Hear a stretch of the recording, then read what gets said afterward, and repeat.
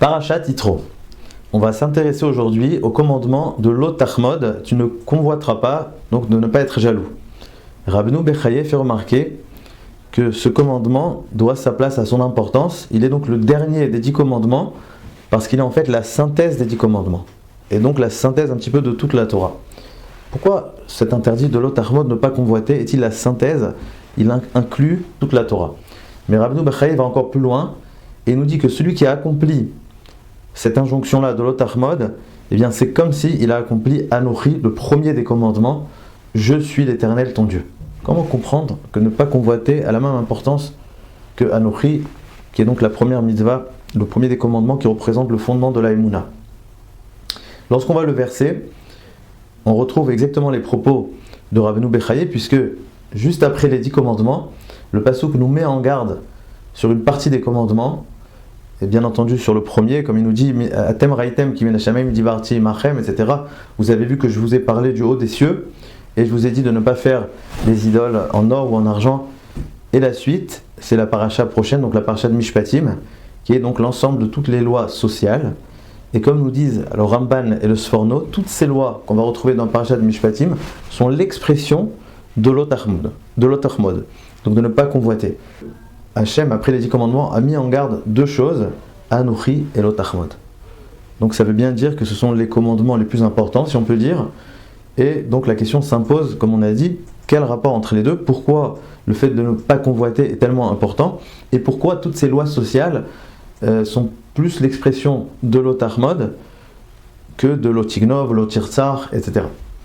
Et dernière question, comment la Torah peut exiger à l'homme de ne pas envier les biens d'autrui? Comment, en effet, elle peut intervenir dans ce qui est de l'ordre émotionnel? J'aimerais répondre à toutes ces questions par un verset dans Mishlei, Rekev Atzamot Kin'a. Le pourrissement des os provient de la jalousie. En effet, on retrouve dans les Gemarot où des tzadikim, des squelettes, des ossements de tzadikim n'ont absolument pas bougé longtemps après leur mort. Et la Gemara nous dit, c'est parce qu'ils n'avaient pas de jalousie. La jalousie, c'est ce qui fait que nos os vont pourrir après la mort.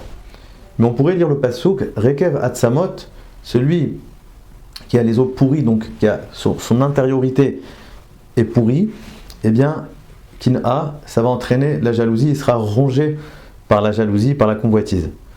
Parce que Atzamot en hébreu veut dire aussi Etzem, donc l'essence de l'homme. Comme on voit par exemple dans le verset Vaikach et Atzmot Yosef, Moshe a pris les ossements de Yosef, et j'ai vu une explication au nom du rabbi de Chabad qui pose la question, il dit pourquoi parler d'ossements? C'est un petit peu dégradant lorsqu'il s'agit de Yosef. Et en fait il explique que les ossements, ça veut surtout dire l'essence de Yosef, la personnalité de Yosef.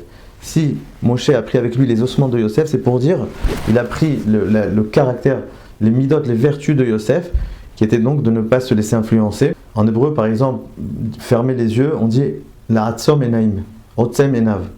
Peut-être parce que justement, quand on ferme les yeux, on se retrouve avec soi-même, on se retrouve avec son intériorité, on se détache un petit peu de ce qu'il y a autour, de ce qui nous influence, et on se retrouve avec ce qu'on est vraiment.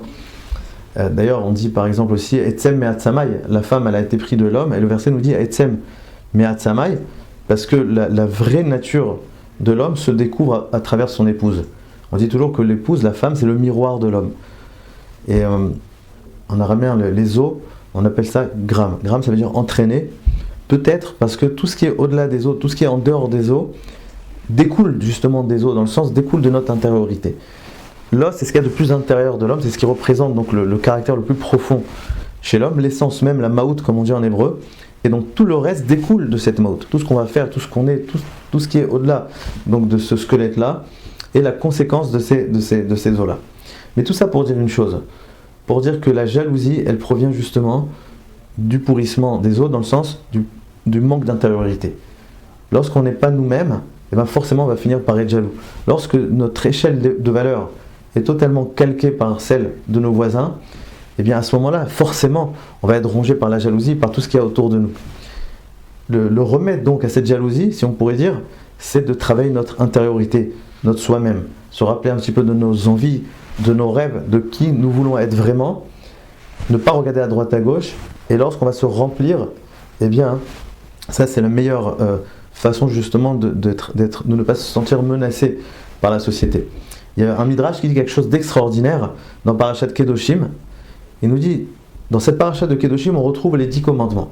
Et donc le Midrash fait un parallèle. Kabed et Avicha, il nous dit Ishimo Vaviv Tiraou. Le Shabbat, on retrouve dans la paracha de Kedoshim, et Shabtotai Tishmoru. On retrouve tous les 10 commandements dans la paracha de Kedoshim.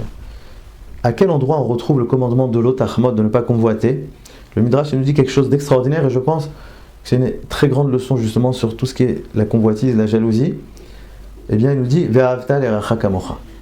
Aime ton prochain comme toi-même. Mais si on regarde bien dans ce verset, comment peut-on véritablement aimer notre prochain? La réponse se trouve dans le pasuk kamocha. Il faut avant tout s'aimer à soi-même, et à travers ça, on pourra aimer l'autre. Et paradoxalement, on pourrait croire qu'aimer l'autre, c'est justement sortir de soi et être totalement dans la contemplation de l'autre, mais pas du tout. Il ne faut pas avoir peur de s'aimer. La seule façon de véritablement aimer l'autre, c'est avant tout de se connaître, de découvrir ses envies profondes, là où on a envie d'aller, d'où on vient et là où on va.